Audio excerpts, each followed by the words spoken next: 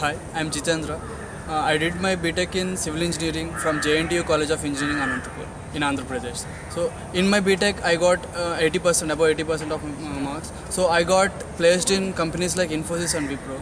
Then I decided that I would pursue a course, a career in structural engineering. So, that made me appear for GATE, and I got All India rank 12th in GATE, and eventually I got into IIT Bombay in structural engineering. So, I pursued my MTech here.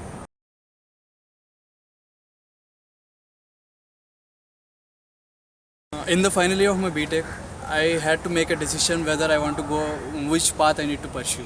Then I had some options like non-core, going non-core job, going a core job. In core job again, I had some options like going to construction and going to design jobs. So there I decided that I want to be a design engineer based on the subjects I liked and all. Here through BTech degree, you cannot get a design job normally. So there you want, I just wanted to pursue an MTech degree for that reason, and that's why I wrote GATE. And after that, through GATE, I got a job in IOCL, which is pretty much you can do by civil engineering also. But when I went to IOCL interview, they explained me that that's going to be a marketing job, and even I don't want to do that either. So that's the reason I pursued my MTech.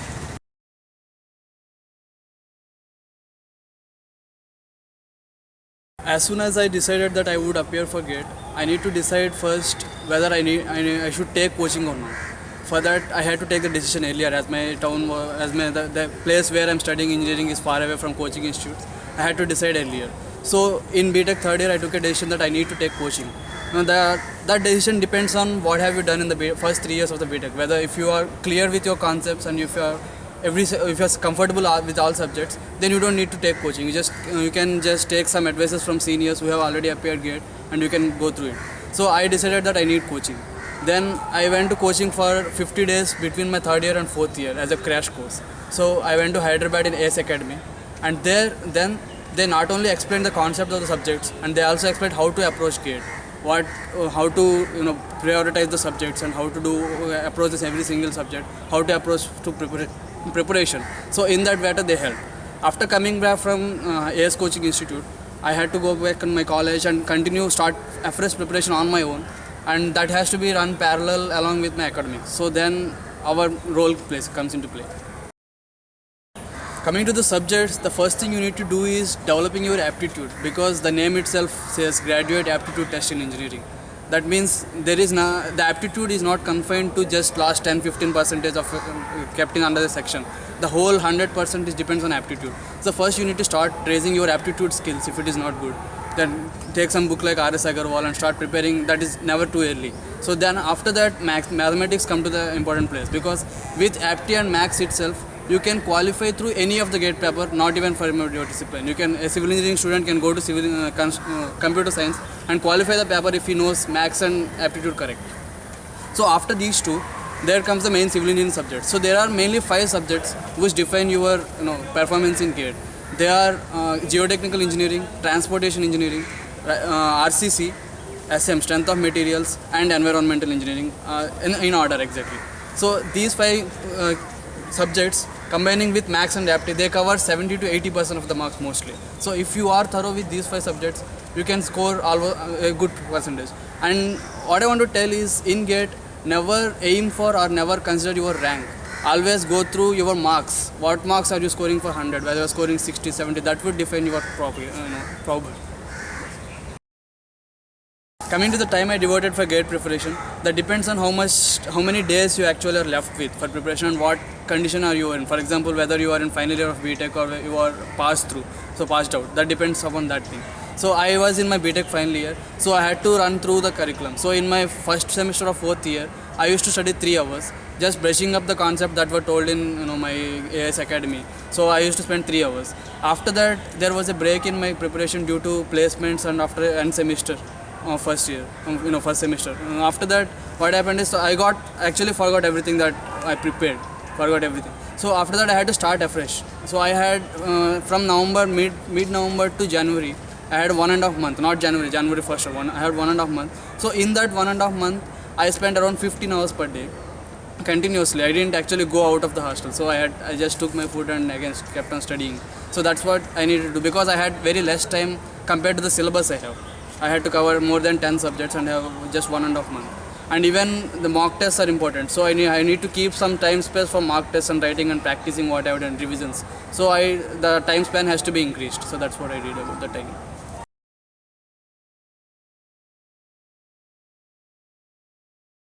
Go.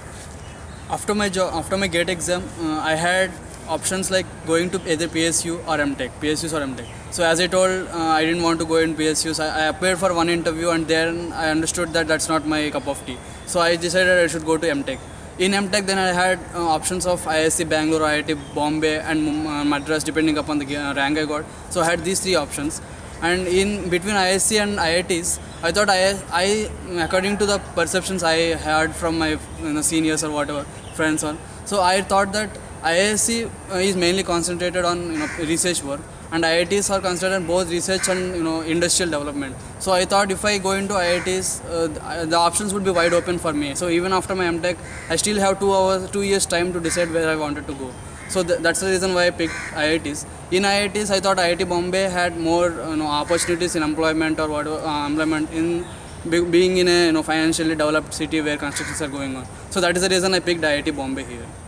In IIT Bombay, I had again options of structural engineering and transportation engineering specializations. So there I picked structural engineering as a reason because I just wanted to be a design engineer from BTech third year itself. So that depends upon what you want it to be. If you are going for a PhD and you are interested in some particular, that doesn't really matter whether you are structural or transportation.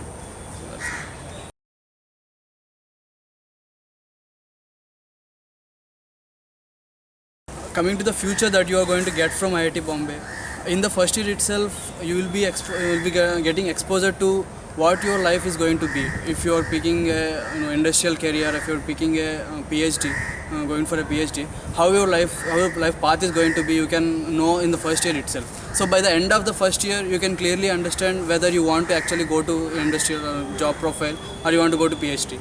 So after that, coming to the job profiles, so there are very good MNCs coming to IIT Bombay like Atkins, Dara. If you are interested in a research profile after IIT Bombay, the options are wide open even throughout the IIT Bombay, because you can get into any good university in the USA or the UK depending upon the profile you need. So there are very good internationally acclaimed professors in IIT Bombay, so many professors. So from them you can get very good recommendations to any university in the world, because the brand IIT Bombay is actually famous throughout the world. So the professors, you can get recommendations. Even in case of scholarships, you can get 100% scholarship approval if you really try. If your CPA is good and if you are having a good GRE score, there is a high chance of getting scholarships, and you can get into actually good PhDs under good professors. So that is wide open for you. Coming to admissions in IIT Bombay, the process depends upon what discipline you are applying to. For example, in civil engineering, there is a process which first you will be shortlisted to the IIT Bombay college, and then you will be invited to college, and then there would be a written test and interview. So in the written test, for the written test, they shortlisted around 250 to 300 people. After that, from the written test, the questions were exactly similar to GATE. So it would be key for you to remember all the things, because the written test would be after around 3 months after interview, after GATE exam. So that would be key the thing. And after the written test, they shortlisted around 60 people to interviews. So in the interview, there were a panel of 3 to 4 professors. There were some 3 or 4 panels. In each panel, there were 3 to 4 professors, depending upon the specializations which you have applied to. So in the interview, they mainly concentrated on how much hard work you have done to actually come in IIT Bombay, and whether you can understand what they are saying. They will ask basic questions in structure. For example, if you are applying to structural engineering, they will ask basic questions in structural engineering. For example, they asked in structural engineering questions from structural analysis and RCC. So in that, you don't really need to answer all the questions they asked. They will see whether you are able to connect with them, able to understand whatever they are saying. That they don't need students who need to be spoon-fed every time. So that's what they mainly look. For me, they asked about moment resisting frames and all. So after, they asked to draw some frames, and depending upon them, they asked to find out what is the indeterminacy, static and kinematic indeterminacies, and they asked me to analyze in moment distribution methods. So that's what I remember.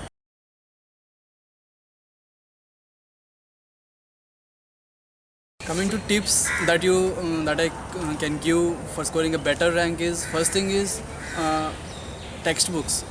you need to study at least once each textbook. You should give a single reading if you have ample of time. I'm not saying in the last 1 month. If you have ample of time, you should give a single reading to all the textbooks in various subjects, so that you can build up your basics. You will not easily forget that. And after that, previous papers, solving previous papers is going to be important key, because I gave my whole January for solving previous papers and writing mock tests, because mock tests are also going to be very important. As the number of mock tests increase, you will not do silly errors. Your performance in exam will be improving. So that is the reason I wrote about 13 or 14 mock tests. So that is the thing. And after that, if you have less than 1 month time, you don't get time to write many mock tests and previous papers. So there, first you need to do repetition of previous papers. You first understand what style they are giving in. If you started in January, give first 10 days or 15 days to understand what, observe previous papers, understand what is the pattern they are following. And then you should not go to all textbooks. You can take one material or notes of any coaching academy, and for 10-15 days you can actually go through it. You can remember the formulas, write the formulas on the papers, and you can actually repeat them, remember them, try to remember them every time. And then at least give some, at least 3 to 4 days at the last to write some mock tests, because they are going to be important. Depending upon that, really depends doesn't depend on whether what time you have. Even you have 6 months or you have 1 month, you should write mock tests. That is very important.